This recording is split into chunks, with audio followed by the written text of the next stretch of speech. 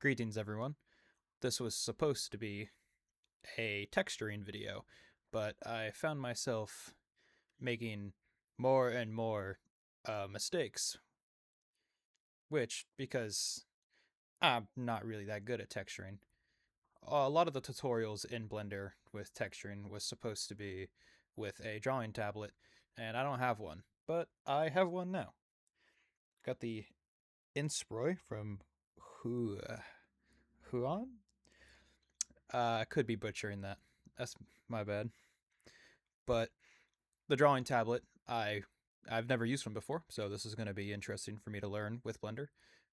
Hopefully, next video will be me texturing like I plan to. But for now, this is a very simple modeling video where I will be modeling a barrel and a just a simple box, which are both going to be textured later down the line. This video is also unscripted, unlike I said I would be scripting it from now on, but unfortunately I don't have a lot of time. So I will be narrating as we go on. Right now I'm just working on the loop cuts of the barrel to try to get a curve after the extrusion to create the indent that you can see in the picture there, which again is taken from, I think, stock photos. I have a lot of them just collected sitting on my PC, so I have mostly no idea where they're from. Right there, I'm trying to move along the edges as I try to get the shape right.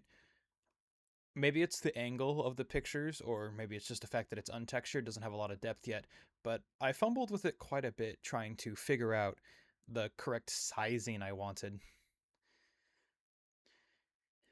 But by scaling inwards on a little bit on both, I wanted to make a slightly stubbier bottom half of the barrel, but with like a more closed in, I guess is the word for it, top.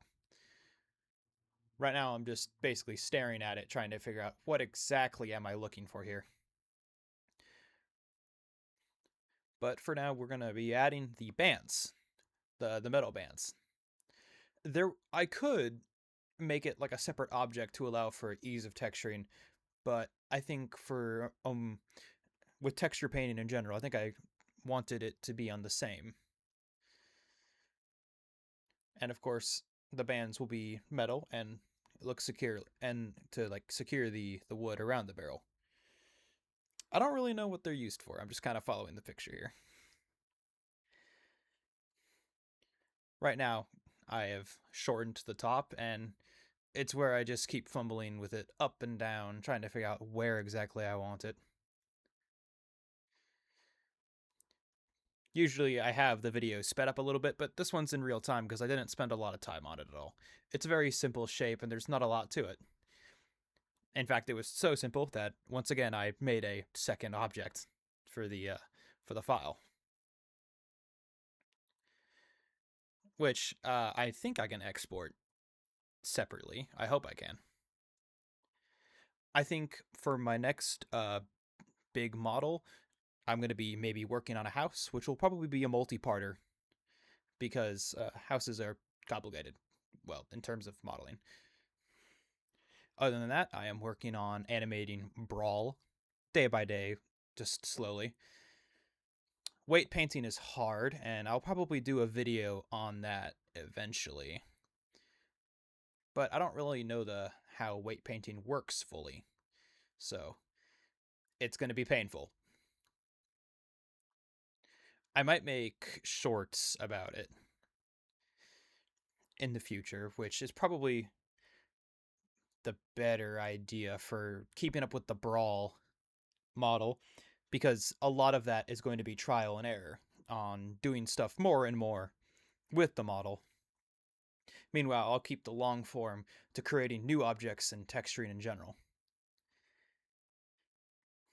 And once again, speaking of texturing, I'm very excited to use this drawing tablet. I got it off of Amazon for about $40, so I have hopes for it because apparently my brother told me it's a really good one, and he knows a lot of stuff about 2D art. I know less stuff because I'm a 3D artist mostly, and my face is usually in books trying to learn math right now. But summer's been kind to me. So right now we're moving on to the crate, and I try to like extrude inwards a little bit, which doesn't really work. Eye to inset also doesn't work. And eventually I just give up, auto mirror it, and just start loop cutting. Which I probably should add on the keystrokes setting for Blender so that you all can see exactly what I'm pressing to get certain, well, effects and part of the application to work. I think that's important. If anybody wants to maybe follow along, it would be nice if they actually knew what I'm pressing. Not that anyone would want to follow along with what I'm making. Unfortunately, I'm very new to this. Most of my skills comes from just YouTube tutorials. So, I'm sure there are better people more qualified for teaching. But I'm not going to stop any of you. Right now, I have created the indents after the loop cuts by using the edu extrude. And now I'm going to shift the inner slopes a little bit to get the more flat look. Personally, I like the little sloped edges on the inside, but that's not how the crates are really formed. I might keep it later on though. I do have some plans for making some sci-fi stuff or modern stuff down the line, but right now I want to keep it with to medieval and fantasy and Dungeons and Dragons, which is going to be what my first animations are going to be fully based on. There's a lot of content that we have to animate in the most recent D&D campaign that I played with my brother, being the DM. Which of course is where the brawl comes from in the first place, which I think I mentioned in my channel start video. After we line up the edges properly, it's now taken form into a very proper looking box. Which I'm sure will look a lot better with texturing when it has depth. Which depth is one of the hardest things I have to figure out because I'm not really sure if I should be making like a homemade displacement map or anything because I don't know how displacement maps are formed or made really. But I have some bump map experience using, I think, color ramps and the original image texture, which I can maybe explain in my texturing video. But that's everything I have for right now. I want to thank you all for joining me, and I hope you have a wonderful day.